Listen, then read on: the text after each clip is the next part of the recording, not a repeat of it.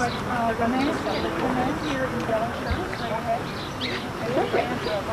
yeah, I'm a Stickler. I'm a Master Gardener volunteer, and we're here today for the Real Gardens for Real People tour that happens every year, once a year. Okay, and this tour comes here. Why? And is this the only location? I mean, are there other highlights of a tour, and what tour? Who's touring? Right. The Real Gardens for Real People tour is a garden tour that is done every year that features Master Gardener gardens and usually one community garden. And each year there's a different section of the valley that we choose. So last year we were in Central Phoenix, this year we're in Sun City, and then next year we haven't selected yet where it's going to be, but it'll be probably a different part of the valley. So, and the purpose of the Master Gardeners are to educate the public on how to garden responsibly with plant the right plant in the right places with the right type of watering.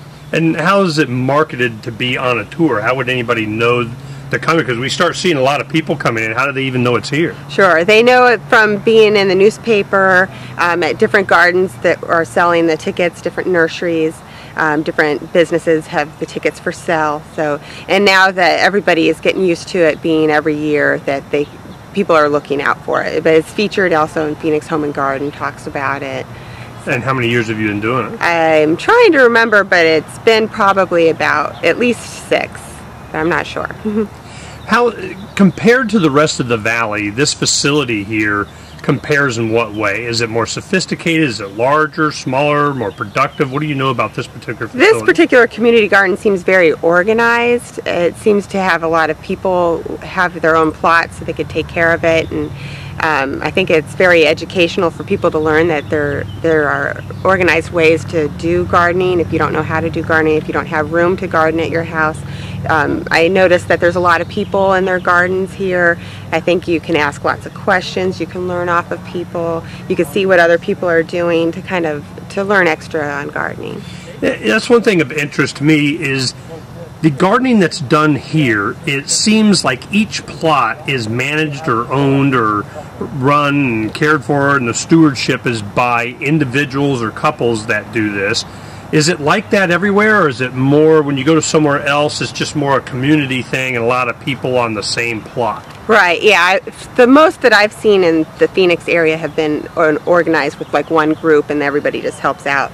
This seems more, like people have their own spaces and stuff. So to me this is more unique. I haven't seen this elsewhere. Well, what do you think is more productive, which way to go? Because that's one thing that I'm looking at is, it better to have a large plot that a lot of people help with and do, and I don't know who's in charge or how or what, or where you grid it out like this and they're responsible for their own thing. Which is more productive, and what's really the goal of the people? They just want it's a social thing, or they want to make food? Right, and there's multiple goals, and I believe it can be successful in both ways, depending, long as there's leadership that control. Like if you have a big garden that everybody works together, you have to have a leader who's going to help organize when people are going to be there, and so they have their plots picked out when they're doing what. When you have your own single plots, then each person can make their decision, and each person's responsible for their area, so hopefully they're going to take care of their area. So either way it could be worked out well either way, as long as it's led correctly. What kind of land is used in other plots? This is like just extra development land that was up next to the freeway railroad track, we didn't sell a home there, So I can see the other community plots that you associate with, where do they get their land? Somebody's backyard, or how do they do it? Right. I believe it might be public land that they're able to access some way. I know a place where I'm at, we're trying to get a billboard company owns the land, and they are not doing anything with the land. So we're trying to have a community garden within our busy business street. So it's just where different communities are that they decide that they want to have a plot there, and then they just talk to the right people. So I know a lot of schools have gardens associated with them, and then so if there's blank plots of land different places, whoever is interested in that plot can always contact the landowner and try to organize it. who's contacting these community gardens and so on? Do you have organizations that contact them, or are there individuals say, hey, I can make use of this land that's not being used, and they contact them? Or are there tax incentives? Are there business? Are there liability issues? I mean, all these things I'm sure come up. What should people be looking out for? Right, and it varies, and depending on each plot, it depends on who's interested in doing it. I know where I am, where we're trying to do a community garden, it's the business community and different activists within the business community who are interested in it. So, and I do know, like with different schools, it could be different parents who are associated with it, or different teachers. So it just depends on people who are interested in gardening and doing it. To what goal? I mean, is it food production? Is it,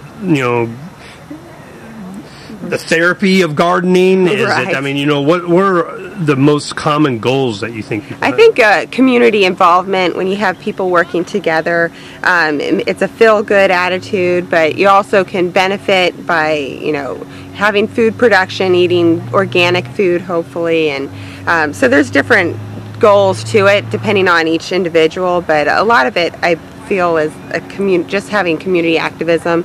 Maybe it's taking a blighted piece of property and making something out of it for low cost while benefiting off of the food production. So there's lots of different causes. Do you have any experience with like here? I hear that when we talk to some of the residents here, that they take their surplus food production, and the food banks come once a week and they accumulate a lot of food. I'm wondering, do you have any experience with that with the other community gardens, or does it sustain the people that help? Or I'm really interested in the production of food. Sure.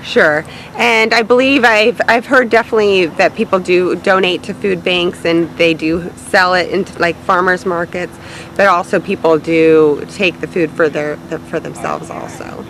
So, Master Gardeners, are you with the government? Are you part of a nursery? Or what is it that who you work for? It's a program off of the University of Arizona.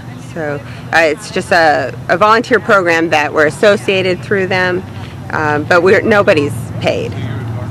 And so you work at a nursery, or you're just a volunteer that likes gardening? I'm just a volunteer who does it on my side. I have a pharmacy business on the other side. So just on my spare time when I like to garden, it's just a way of helping the community and getting to learn extra on gardening. Thank you very much.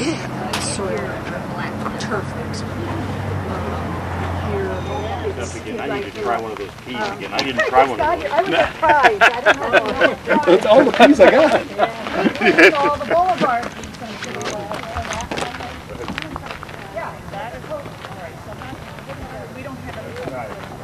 Yeah, it's real nice.